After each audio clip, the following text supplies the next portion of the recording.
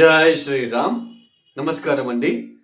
2025 ఇదే నవంబర్ 11వ తేదీ నుంచి గురువు కర్కాటక రాశిలో వక్రించి సంచారాన్ని ప్రారంభం చేస్తున్నారు.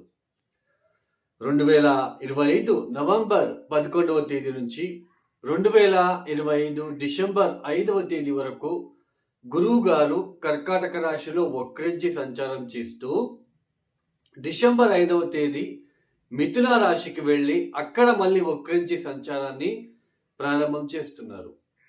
అంటే కర్కాటక రాశిలో వక్రించడం నవంబర్ 11వ తేదీ బిగిన్ అయితే 2026 మార్చ్ 11వ తేదీ మిథున రాశిలో వక్రత్యాగం చేస్తున్నారు. ఈ ఏదైతే వక్రి గురుగ్రహ సంచారం ఏదైతే ఉందో ఈ వక్రి గురుగ్రహ సంచారం వలన ద్వాదశ రాశి వాళ్ళకి ఎలాంటి ఫలితాలు రాబోతున్నాయి అని ఒక్కొక్క రాశి గురించి మనం తెలుసుకుంటూ వెళ్దాం. ముఖ్యంగా ఈ ఒక సంవత్సరంలో 2025 మే 14వ తేదీ గురువు గారు వృషభ రాశి నుంచి అంటే వృషభ రాశిని వదిలిపెట్టి మిథున రాశికి వచ్చి సంచారాన్ని ప్రారంభం చేశారు మే 14వ తేదీ.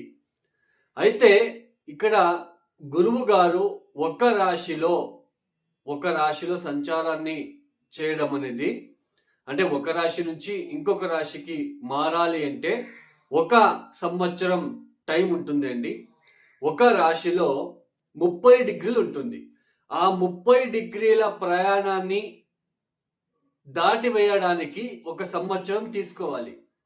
అలాంటిది గురువు గారు ఈ 2025 సంవత్సరంలో అతిచార మార్గంలో తొందరగా 30 డిగ్రీలని కేవలం 5 మాసాలలోనే పూర్తి చేసుకొని నెక్స్ట్ హౌస్కి రావడము, కర్కాటక రాశిలోకి ఎంట్రీ అవ్వడము, అక్కడ ఒక 20 డేస్ ఉండి మళ్ళీ అక్కడ వక్రించి వెనక్కి సంచారాన్ని చేస్తూ చేస్తూ మళ్ళీ మిథునానికి వెళ్ళి మళ్ళీ అక్కడ వక్రించి సంచారం చేయడం అనేది ఇది చాలా అంతవరకు మనకు ఆల్రెడీ తెలుసు.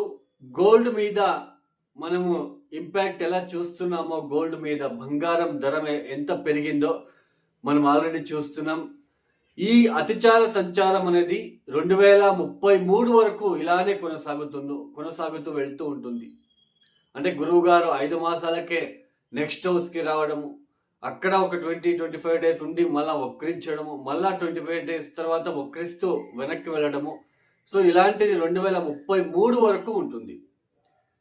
సో మనం ప్రాపంచిక ఆర్థిక వ్యవస్థ మీద కావచ్చు, గోల్డ్ మీద కావచ్చు, ఎలా ఇంపాక్ట్ చూపించింది అనేది చూపిస్తూ ఉంది అనేది మనం చూస్తున్నాం ఆల్రెడీ.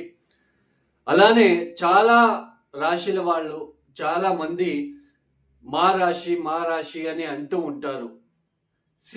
గురు బలము శని బలము ఏది వచ్చినా కూడా అది ఎండాకాలంలో వర్షం వచ్చి ఆగినట్టుగా ఉంటుంది. సమ్మర్ సీజన్లో వర్షం వస్తే ఎక్కువ ఉపయోగం ఉండదు. అంటే మన జన్మ జాతకం కూడా చాలా ఇంపార్టెంట్. ఇప్పుడు గోచరంలో గురువు గారు వక్రిస్తున్నారు. సో కొన్ని రాశుల వాళ్ళకి గురుబలం తగ్గుతుంది, కొన్ని రాశుల వాళ్ళకి గురుబలం పెరిగినప్పటికీ వక్రించడం అనేది అంతగా మంచిది కాదు. అలానే మీ దశాభుక్తి ఏం జరుగుతూ ఉందో అది చాలా ఇంపార్టెంట్. ఆ దశాభుక్తి ఎలా మనకి ఉంటుందో దాని మీద ఫలితాలు అనేది ఎక్కువగా ఉంటుంది, ఎక్కువ శాతం ఉంటుంది. రాశి ఫలితాలు అనేది గోచారంలో జరుగుతున్న ఒక ప్లానెటరీ ట్రాన్సిషన్ వలన మాత్రమే మనం చెప్పుకుంటున్నాం. ఇక్కడ ఎవరి ఇండివిజువల్ జాతకం కూడా నేను ఇక్కడ చెప్పడం లేదు. ఓన్లీ గోచారంలో ఈ ఒక గ్రహాల స్థితిగతుల ఒక ఏదైతే ఉంటుందో గ్రహాల మార్పులు వక్రించడము వీటి వలన ఏర్పడే ఇబ్బందులు కావచ్చు, పాజిటివ్ కావచ్చు, అది చెప్పుకుంటున్నాం. ఒక రాశిలో లక్షల మంది ఉంటారు, అందరికీ ఒకే ఫలితాలు ఉండవు, ఇది గుర్తుపెట్టుకోండి. ఇక అలానే ఒక ప్లానెట్ ఒక ఇంటి నుంచి ఇంకొక ఇంటికి అంటే ఒక రాశి నుంచి ఇంకొక రాశికి మారినప్పుడు అష్టకవర్గ బిందువులు ఎన్ని ఇచ్చారో ఆ హౌస్కి అనేది కూడా మనం చూసుకోవాలి, లేదంటే మనకి ఫలితాలు అర్థం కాదు. ఇక ఒక రాశి గురించి మనము చెప్పుకుంటూ వెళ్దాం.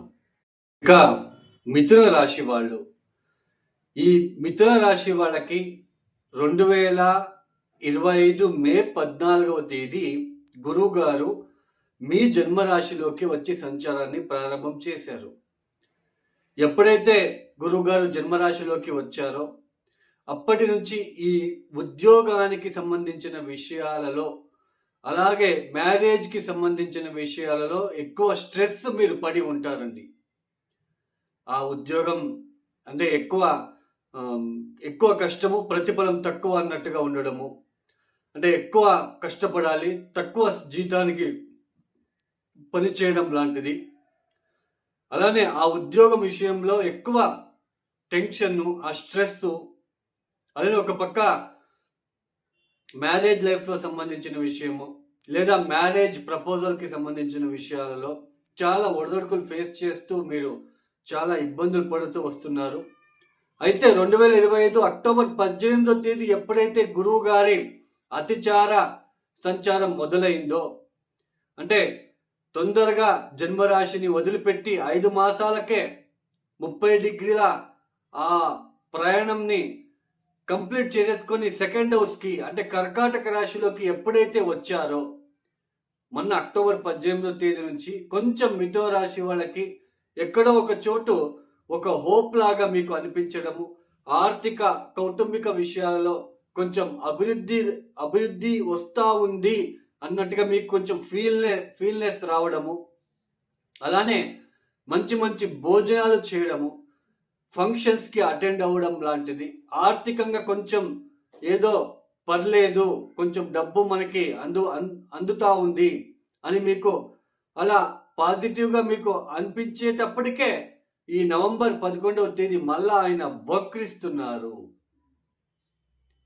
ఈ వక్రించిన గురువు ద్వితీయ స్థానంలో డిసెంబర్ 5 వరకు ఉంటాడు కాబట్టి, డిసెంబర్ 5 వరకు కూడా ఎగైన్ ఆర్థిక విషయాలలో ఎక్కువ ఖర్చులు పెరగడం లాంటిది, ఆ కౌటుంబిక విషయాల్లో కొంచెం వాదలు జరగడం లాంటిది, మ్యారేజ్‌కి సంబంధించిన విషయాల్లో కొంచెం పోస్ట్‌పోన్ అవ్వడము, ఇలాంటివి జరగడం లాంటిది. అలానే ఆరోగ్యం విషయంలో కొంచెం ఏదో తెలియని ఇబ్బందులు, లేదా సరైన సమయానికి భోజనం చేయలేకపోవడం లాంటిది, లేదా ఒకేసారి ఎక్కువ భోజనం సేవించడం లాంటిది, ఇలాంటివన్నీ మీరు మళ్ళీ ఫేస్ చేయడానికి ఛాన్సెస్ ఉంటుంది. అలానే ఎప్పుడైతే డిసెంబర్ 5వ తేదీ తర్వాత ఆయన జన్మంలోకి అడుగు పెడతారో అప్పుడు మరింత ఈ ఉద్యోగం విషయంలో, ఉద్యోగానికి సంబంధించిన విషయంలో ఎక్కువ స్ట్రెస్ పెరగడము, ఉద్యోగం విషయంలో ఎక్కువ ఆలోచన పెరగడం లాంటిది, అలానే మ్యారేజ్‌కి సంబంధించిన మీ భార్య లేదా మీ భర్త ఒక విషయంలో ఎక్కువ స్ట్రెస్‌కి గురి అవ్వడం లాంటిది, ఏదో తెలియని ఇబ్బందులు, ఎక్కడో ఒక చోట కాన్ఫిడెన్స్ తగ్గడం లాంటిది, ఆ కాన్ఫిడెన్స్ పెంచుకోవాలి అనే తపన పెరగడం లాంటిది, ఇలాంటివన్నీ మీరు చూడడానికి ఆస్కారాలు ఉంటాయి. బట్ మీ జన్మ జాతకం చాలా ఇంపార్టెంట్. మన జాతకంలో మంచి గ్రహదశ పీరియడ్ జరుగుతూ ఉంటే ఇవన్నీ పెద్దగా గోచారంలో డిస్టర్బెన్స్ పెట్టవండి. గురుబలం ఉన్నా లేకపోయినా మన జీవితం బాగానే జరుగుతూ ఉంటుంది.